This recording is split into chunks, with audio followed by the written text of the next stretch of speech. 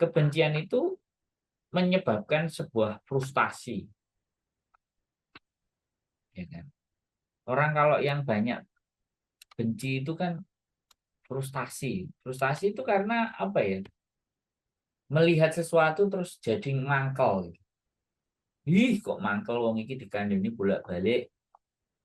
Kebencian itu juga ditulis karena kenapa kok harus kayak gini? Dan mereka itu menciptakan itu ya, teman. Banyak para pembuat konten atau konten kreator ini menciptakan justru rasa kebencian. Dipicu gitu. Kebencian itu dipicu. Ya kan? Nah, dampak kemudian ketika kita berbicara muncul rasa malu yang berlebihan. Stres, tidak percaya diri, mudah tersakiti, marah, sedih, tertekan.